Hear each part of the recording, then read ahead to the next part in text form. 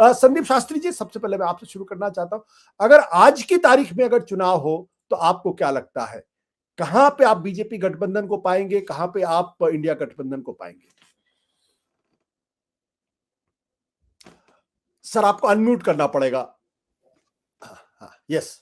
आशुतोष जी, अगर चुनाव आज होता हाँ। तो मुझे लगता है कि एनडीए और बीजेपी थोड़ा आगे रहेगा।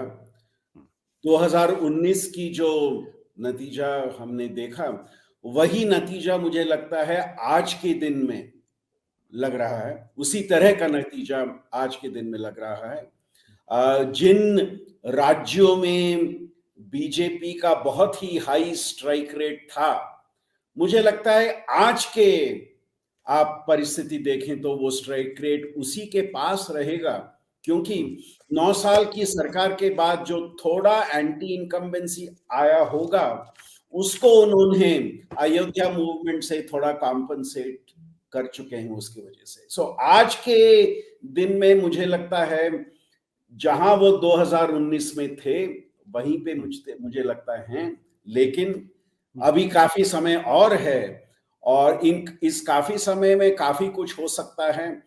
पिछली बार भी हमने देखा चुनाव के 1-2 महीने पहले पूरा बदलाव देश में हमने देखा था, और वो इस बार क्या होगा वो हम सबके मन में बड़ी प्रश्न है।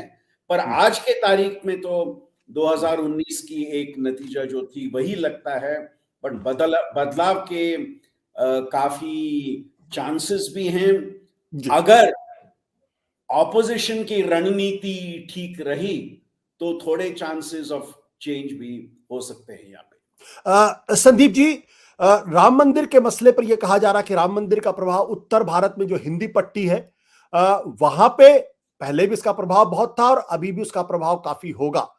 यानी भारतीय जनता पार्टी जो थोड़ी बहुत एंटी इनकम्बेंसी की वजह से जिन वोटों को लूज कर सकती थी उसको कंसोलिडेट करती हुई दिखाई पड़ रही है।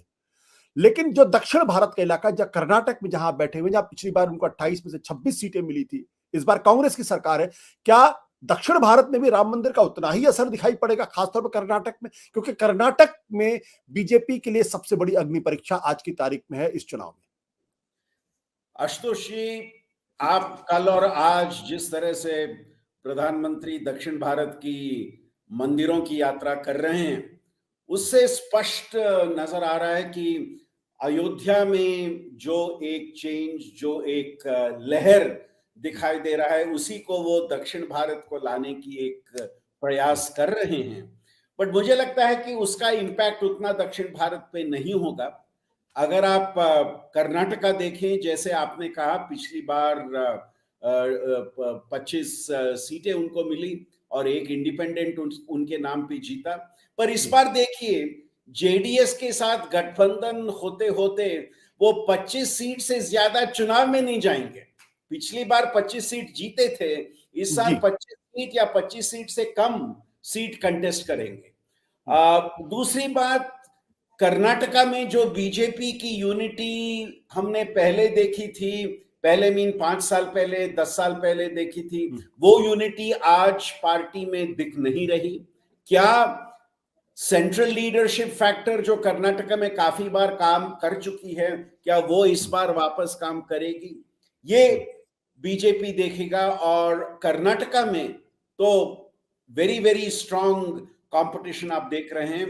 एक बहुत ही महत्व की बात जो मैं कहूंगा ये है कि जो 5 गारंटीज कांग्रेस सरकार ने कर्नाटका में दिए थे, उन 5 गारंटीज का इंप्लीमेंटेशन किस तरह से हो रहा है वो लोग देखेंगे। लोगों का परसेप्शन उसके बारे में क्या होगा, क्या वो इश्यू एक तरफ और सेंट्रल लीडरशिप का एक इन्फ्लुएंस दूसरी तरफ, बीजेपी का सेंट्रल लीडरशिप का इन्फ्लुएंस दूसरी तरफ, इन दो चीजों का मुझे लगता है कर्नाटका में एक वेरी क्लियर कंपटीशन आप देखेंगे।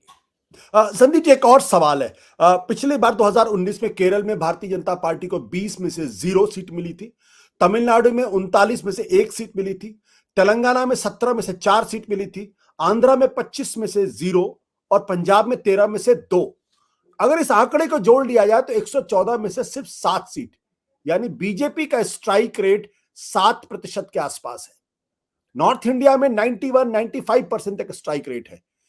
ये जो 5 स्टेट हैं, क्या इसमें इस बार आप किसी तरीके का कोई इंप्रूवमेंट देख रहे हैं? तेलंगाना के अंदर खासतौर पर या पंजाब के अंदर खासतौर पर? मुझे लगता है अगर बदलाव कहीं हुआ वो तेलंगाना में हो सकता है, बिकॉज तेलंगाना में बीआरएस के डिफीट के बाद मुझे लगता है एक सीधा टक्कर एक तरह कांग्रेस और बीजेपी के बीच में है उस राज्य में। बीआरएस कंटेस्ट में रहेगा, पर क्योंकि ये एक नेशनल इलेक्शन है, लोकसभा चुनाव है, बीजेपी काफी यहाँ कॉम्पीट करने की एक कोशिश करेगी और 5 से ज्यादा सीट लाने की एक कोशिश करेगी। केरला में, आंध्रा में, तमिलनाडु में मुझे वो संकेत दिख नहीं रहे कि पिछली बार से ज्यादा सीट उनको मिल सकते हैं। पंजाब में पूरा आई थिंक क्या आप और कांग्रेस के बीच में कोई गठबंधन हो सकेगा, और अगर गठबंधन हुआ ग्राउंड लेवल पे वोटर ट्रांसफर होगा कि नहीं, उस पे मुझे लगता है काफी डिपेंड करेगा। बिकॉज गठबंधन हो, सीट शेयरिंग पर डिसीजन हो, लीडरशिप इस पे साथ आए, वो सब हो सकता है, बट क्या ग्राउंड लेवल पे क्या आपके वोटर्स कांग्रेस को वोट दें, कांग्रेस को वोटर्स आपको वोट दें, ये होना काफी मुश्किल, ये होना उतना आसान नहीं है, और क्या वो इंडिया अलायंस कर पाएगी वो देखना पड़ेगा। राहुल गांधी की भारत जोड़ो न्याय यात्रा का कुछ असर आप देखते हैं?